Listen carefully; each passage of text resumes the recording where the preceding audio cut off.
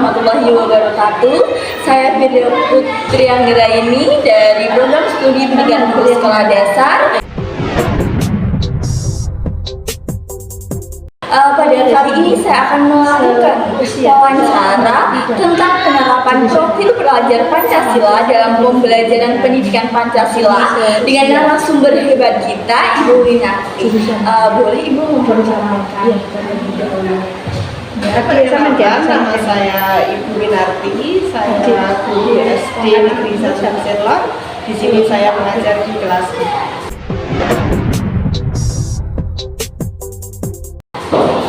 Baik Ibu, kita langsung saja ya Ibu. Nah, bagaimana sih pendapat Ibu mengenai profil pelajar Pancasila pada kurikulum Merdeka? Iya. Menurut saya pembelajaran kali ini menggunakan kurikulum Merdeka dengan menggunakan profil pelajar Pancasila menurut saya bagus sekali ya. Karena profil pelajar Pancasila itu menerapkan karakter untuk siswa. Jadi selain pengetahuan, karena anak-anak juga dituntut untuk berkarakter di sini. Baik Bu, jadi profil pelajar Pancasila ini sangat menekankan juga pada karakter yang harus dimiliki oleh siswa. Iya. Nah, selanjutnya ini Bu, bagaimana sih tanggapan Ibu mengenai pembelajaran pendidikan Pancasila itu sendiri? Kalau pendidikan Pancasila itu kan pendidikan yang memuat tentang ideologi negara ya. Jadi siswa itu diharapkan dengan pembelajaran Pancasila bisa memiliki jiwa nasional yang tinggi. Semua tingkah lakunya bisa berdasarkan nilai-nilai luhur Pancasila, mempunyai jiwa patriotisme seperti itu dan cinta bangsa, cinta negara Indonesia. Baik Ibu. Nah, saya izin bertanya Ibu, bagaimana penerapan profil pelajar Pancasila dalam pembelajaran pendidikan Pancasila yang Ibu lakukan kepada siswa-siswa? Ya, penerapan profil pelajar Pancasila bisa kita terapkan dengan menggunakan 6 dimensi profil pelajar Pancasila, yaitu beriman dan bertakwa pada Tuhan Yang Maha Esa dan berakhlak mulia, berkebinekaan global, berpikir kritis, kreatif, dan mandiri. Baik Ibu, karena tadi Ibu sudah menjelaskan bahwanya ada 6 dimensi nih yang dilakukan dalam penerapan pendidikan Pancasila. Nah, di sini saya menyoroti salah satu dimensinya adalah gotong royong. Di mana gotong royong ini kan merupakan identitas bangsa Indonesia sendiri, di mana banyak berita itu mengangkat tentang luhurnya gotong royong yang ada dalam kehidupan sehari-hari. Nah, bagaimana sih cara Ibu menerapkan nilai-nilai gotong royong yang dalam kegiatan pembelajaran? Menerapkan nilai-nilai gotong royong dalam pembelajaran bisa dengan menggunakan elemen-elemen gotong royong, yaitu kolaborasi, berbagi, dan kepedulian. Bagi Ibu, tadi Ibu sudah menyebutkan dalam penerapannya kan menggunakan elemen-elemen yang ada pada dimensi gotong royong itu sendiri. Nah, salah satu yang Ibu sebutkan ada elemen kolaborasi ini Bu. Nah, bagaimana strategi Ibu untuk mendorong siswa-siswa Ibu itu berkolaborasi secara aktif dalam pembelajaran Pancasila? Untuk menerapkan strategi kolaborasi di dalam kelas, biasanya pembelajaran itu dilakukan secara berkelompok. Jadi mereka bisa saling bertukar pikiran dalam kelompok, bisa saling bekerja sama untuk mencapai tujuannya tadi. Nah, adakah salah satu contoh konkret ini Bu, atau contoh konkret kegiatan, aktivitas yang dilakukan siswa sehingga siswa itu mampu bekerja sama sehingga untuk mencapai tujuan bersama? Iya, di SD Negeri 1 Selor ini, khususnya di kelas 4 yang sudah kurikulum Merdeka, di sini dalam pendidikan profil pelajar Pancasila saya menggunakan proyek profil pelajar Pancasila. Di sini anak-anak yang mengajar tidak hanya saya, tapi saya bekerja sama dengan wali murid. Jadi wali murid itu dibentuk paguyuban dan kepengurusan kelas. Tiap paguyuban itu nanti saya dibuatkan kelompok. Jadi setiap bulan itu ada program yang namanya Guruku Orang Tuaku. kelompok sekitar ada 5 orangan itu mengajar di sekolah dengan mengajarkan proyek penguatan profil pelajar Pancasila. Wah, jadi ini sangat kolaboratif, tidak hanya antar siswa tetapi melibatkan orang tua. Kerjasamanya dengan Pagmilan pun juga terlaksana. Nah, selanjutnya nih untuk Pagmilan ini sendiri itu dilakukan ada jadwal rutinnya atau bagaimana Ibu? Iya, kalau kegiatan itu yang penting 1 bulan sekali di setiap hari Sabtu, karena ada jadwal di hari Sabtu itu ada proyek penguatan profil pelajar Pancasila. Jadi terserah nanti bisanya paling murid seminggu keberapa, tapi dalam 1 bulan itu ada 1 hari yang orang tuanya mengajar di sekolah. Dan tidak harus di sekolah sih sebenarnya, karena itu kan proyek. Jadi bisa misalkan alatnya, sarana prasarana tidak ada di sekolah, bisa kita yang berkunjung ke rumahnya. Mohon izin Ibu untuk menyebutkan salah satu saja contoh yang dilakukan penguatan profil pelajar Pancasila yang melibatkan orang tua. Contohnya kemarin sudah melaksanakan pembuatan puding dari walut atau labu yang kuning itu. Terus ada juga pembuatan jamu tradisional seperti itu. Yang kearifan lokal gitu temanya. Jadi kolaborasi yang dilakukan ini juga untuk meningkatkan kebinekaan global juga masuk. Kan sudah menjelaskan nih elemen kolaborasi apa yang dilakukan dan sangat menarik sekali mengusung kebudayaan. Nah, selanjutnya Ibu menjelaskan tentang elemen kepedulian tadi. Nah, bagaimana cara Ibu menerapkan dan mengembangkan rasa kepedulian siswa dalam kelas yang Ibu ajar? Dari tadi contohnya yang misalkan tadi pembuatan jamu tradisional itu kan merupakan pembelajaran kepedulian juga tentang lingkungan sekitar. Jadi yang dikunjungi pun juga penjual jamu di situ kan juga biasanya orangnya kan juga kurang mampu. Jadi di situ kita belajar bagaimana atau cara mengolah jamu, bagaimana cara membuatnya, terus cara menjualnya itu juga perlu perjuangan. Jadi mereka juga biar menghargai begitu, peduli terhadap sesama. Baik Ibu, tadi kan sudah memberikan contoh yang sangat luar biasa sekali dengan menerapkan kepedulian terhadap tidak menyepelekan seorang penjual jamu ya Ibu. Nah, selanjutnya langkah-langkah apa sih yang Ibu lakukan dalam memastikan nilai-nilai kepedulian ini tercermin Ibu pada diri siswa-siswa?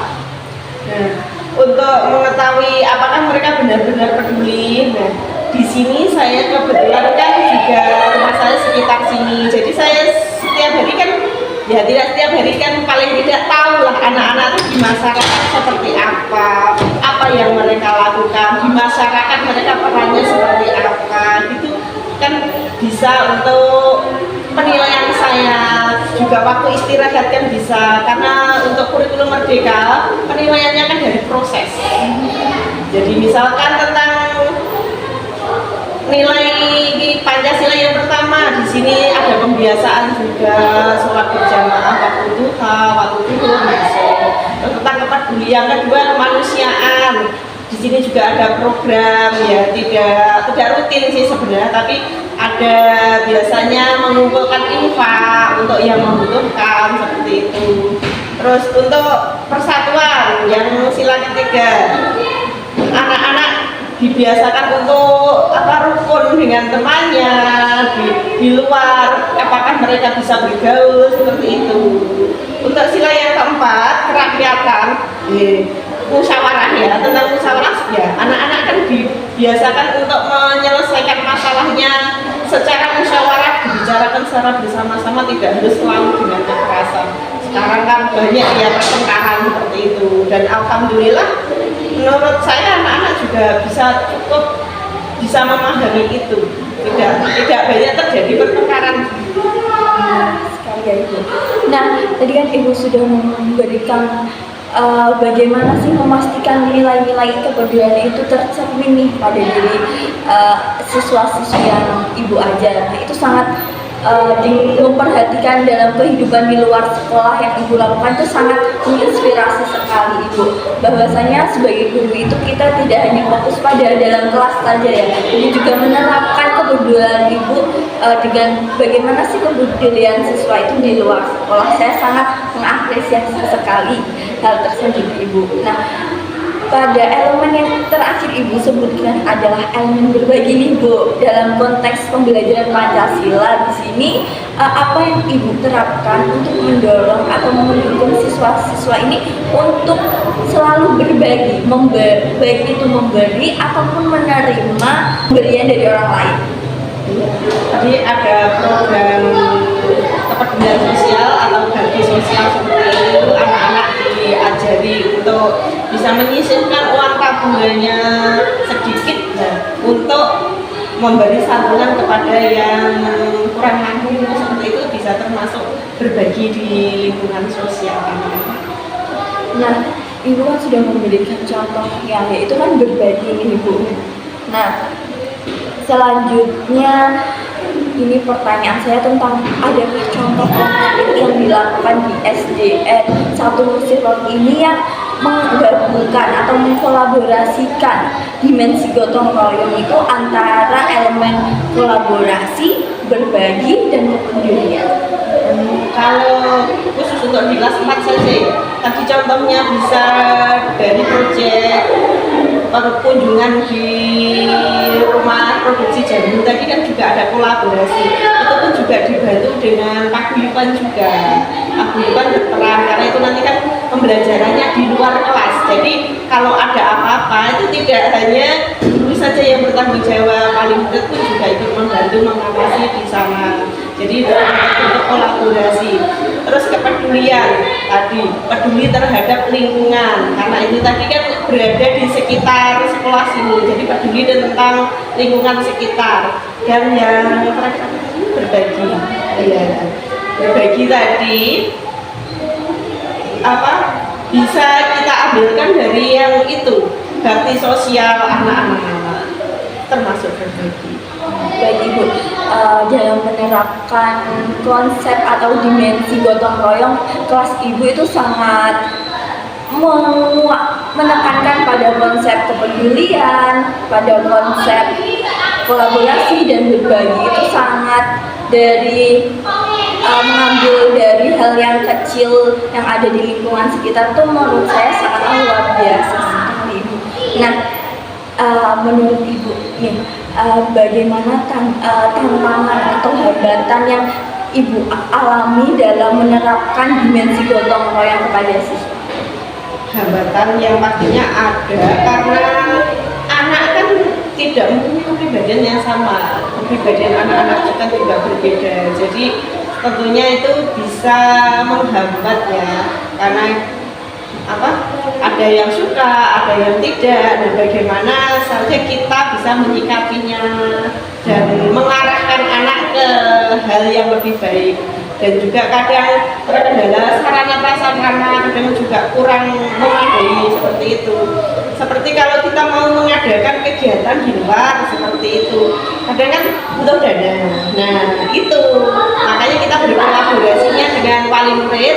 Jadi apapun yang kita butuhkan di sekolah kita usahakan sharing atau berbagi dengan wali murid. Ini mau mengadakan kegiatan seperti ini, bagaimana Ibu? Karena kebetulan paguyuban itu terdiri dari ibu ya semuanya. Jadi kadang biasanya ibu-ibu ini malah yang mencarikan jalan keluar, begini saja Bu, gini-gini gitu.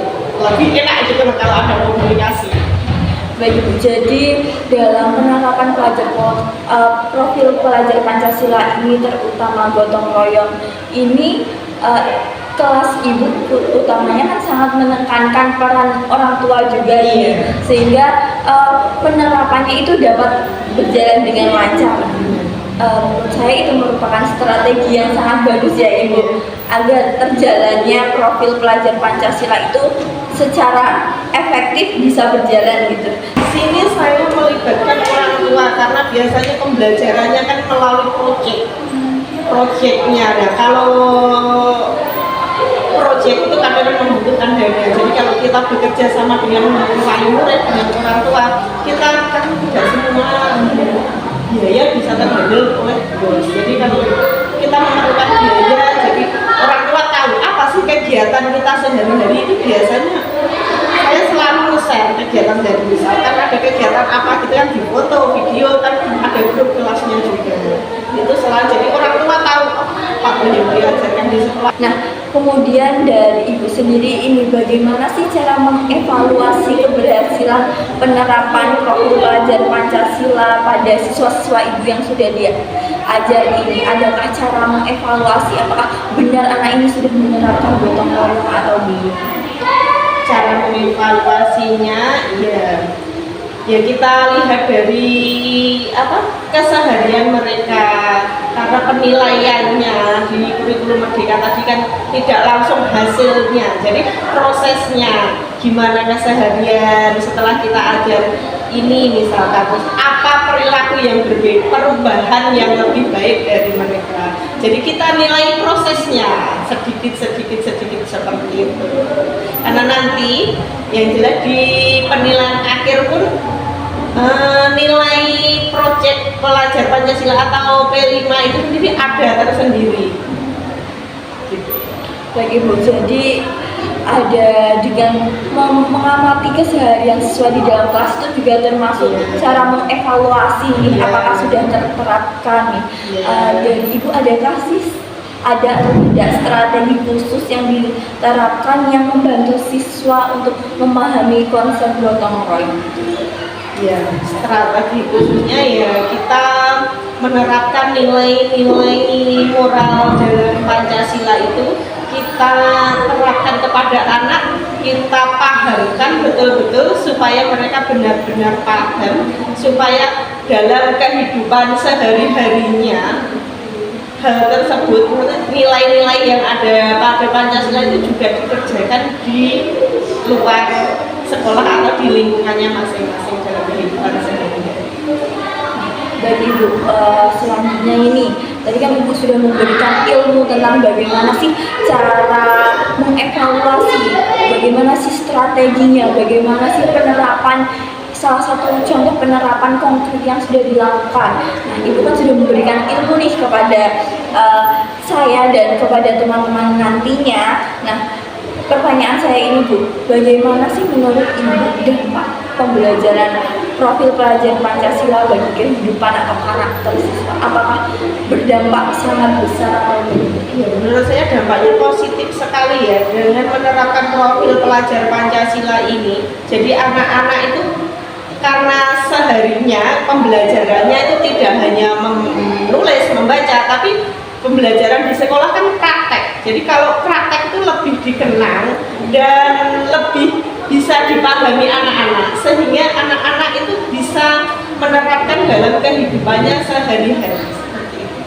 Baik Ibu, adakah ini saran untuk saya dan teman-teman lainnya sebagai calon guru untuk meningkatkan saran bagaimana menerapkan profil pelajar Pancasila? Saran saya dalam menerapkan profil pelajar Pancasila, kita kalau nantinya ya sebagai guru dalam mengajar itu tidak harus selalu di dalam kelas, bisa di luar kelas.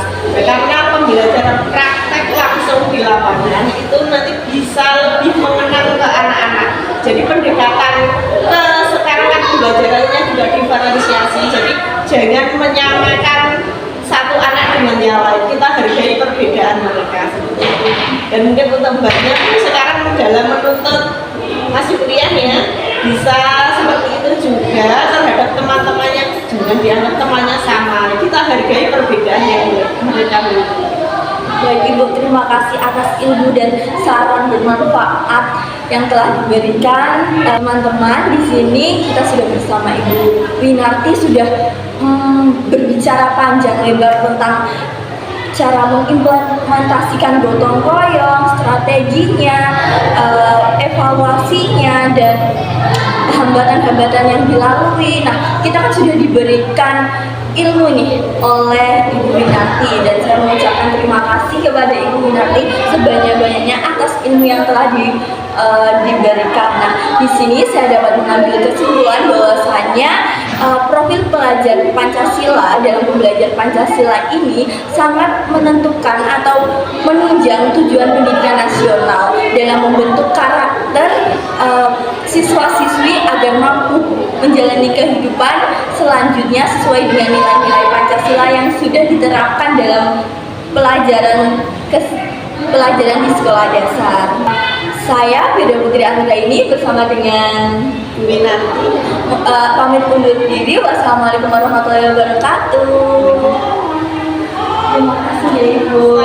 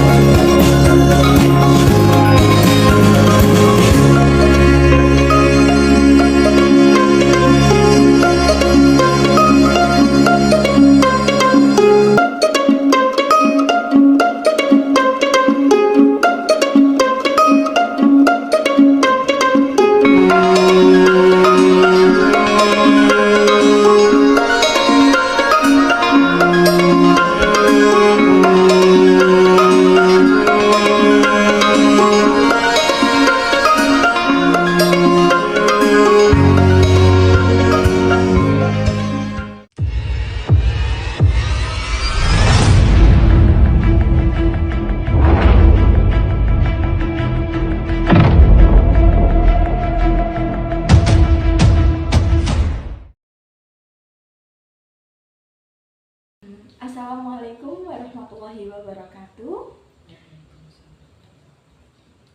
Halo semua, saya Firda Putri Anggraini dari program studi pendidikan guru sekolah dasar Fakultas Ilmu Pendidikan Universitas Negeri Surabaya. Saya sudah bersama dengan narasumber hebat kali ini, yaitu Kepala Sekolah Negeri 2 Barat. Ibu silakan perkenalkan. Nama saya Katiem SPDMSI. Saya sebagai Kepala Sekolah SD Negeri 2 Barat, Kecamatan Rejoso, Kabupaten Rejo. Baik Ibu, terima kasih atas perkenalannya. Di sini saya mohon izin untuk melakukan wawancara mengenai penerapan menerapkan profil pelajar Pancasila tentang pembelajaran Pancasila. Nah, saya mulai dari pertanyaan yang pertama ya Ibu. Apakah SDN Negeri 2 Bukaret ini sudah menerapkan kurikulum merdeka Ibu? Untuk tahun pembelajaran ini sudah melaksanakan, tapi sebagian hanya kelas 1 dan kelas 4. Untuk yang lainnya masih tetap kurikulum 13. Baik Ibu, terima kasih. Kan di sini Ibu sudah ada kelas 1 dan kelas 4 nih yang sudah melakukan kurikulum merdeka. Nah, bagaimana tanggapan Ibu mengenai kurikulum merdeka, utamanya pada profil pelajar Pancasila Ibu? Menurut saya kurikulum merdeka ini ya ada positifnya, ada bagusnya juga, karena di sini menuntut guru untuk aktif, kreatif, dan juga anak-anak harus kreatif.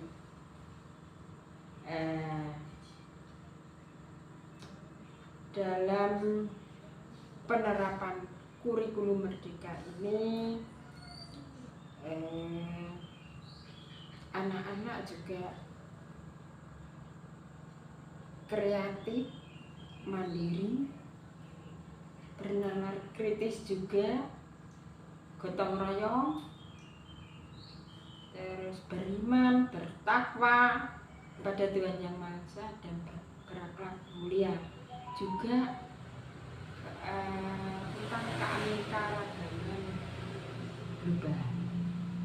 Baik Ibu, tadi Ibu tuh sudah menjelaskan tentang salah satunya sudah masuk ke elemen-elemen profil pelajar Pancasila, dan Ibu sudah menjelaskan pendapat Ibu yang tentang penerapan profil pelajar Pancasila. Nah, saya izin bertanya Ibu, bagaimana contoh konkret atau salah satu penerapan profil pelajar Pancasila di sekolah Ibu, di mana itu menekankan tentang elemen gotong royong Ibu? Adakah salah satu contoh konkretnya? Ini contohnya, contoh yang pernah dilaksanakan di SDN 2 Bukaret. Untuk gotong royong ini banyak sekali pembelajaran yang dilaksanakan, yaitu karena SDN 2 Bukaret ini tiap hari Jumat mengadakan kegiatan yang namanya kegiatan Jumat bersih. Nah, itu kan termasuk gotong royong. Nah, karena dilaksanakan oleh semua anak-anak dari kelas 1 sampai kelas 6 ini bersama-sama bekerja sama membersihkan lingkungan sekolah. Itu tiap minggu sekali, seminggu sekali, tiap hari Jumat. Selain itu ada juga yang termasuk gotong royong. Di sini pada waktu pelaksanaan kemarin yang paling menonjol pada waktu pelaksanaan persiapan pentas seni budaya. Pada waktu itu anak-anak semua bersama guru menyiapkan itu pelaksanaan pentas seni. Sebelumnya kan ada persiapan, yaitu ya persiapan gotong royong, bekerja sama dalam menata panggung, membuat panggung itu indah bagaimana. Nah, itu memerlukan kerjasama dan gotong royong juga.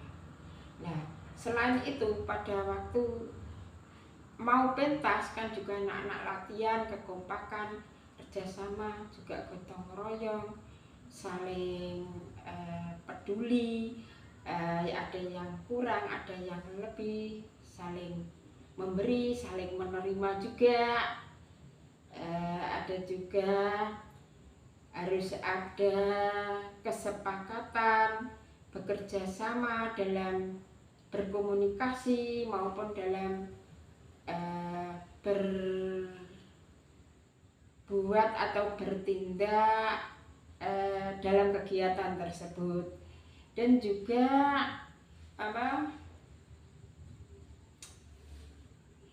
saling berbagi juga, ya, saling memberi, saling menerima, juga peduli antara yang satu dengan yang lain, saling peduli. Itu saja, bisa. Baik Ibu, contoh yang Ibu berikan sudah sangat luar biasa lengkapnya, di mana contoh yang Ibu berikan telah tentang penerapan contoh konkret gotong royong ini sudah ada elemen kolaborasinya, ada kepeduliannya, ada berbaginya yang sudah diterapkan di sekolah Ibu. Ini merupakan contoh luar biasa yang bisa ditiru atau diterapkan di sekolah lain yang mungkin masih menunda atau belum melaksanakan profil pelajar Pancasila. Nah, kira-kira Ibu dalam pelaksanaan contoh tersebut adakah hambatan atau tantangan Ibu dalam pelaksanaan? Untuk hambatan itu memang ada. Kalau ini masalah dana yang paling terlihat itu masalah dana.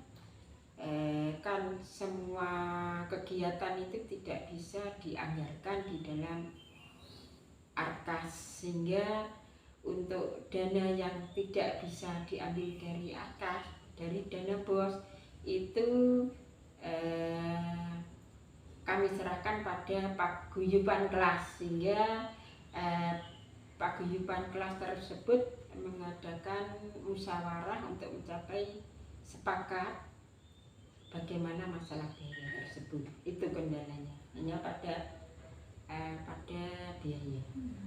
Baik Ibu, tadi Ibu sudah memberikan salah satu contoh hambatannya, sekaligus tadi Ibu juga menyebutkan strategi ini untuk mengatasi tantangan dengan cara adanya paguyuban wali murid tadi, Ibu.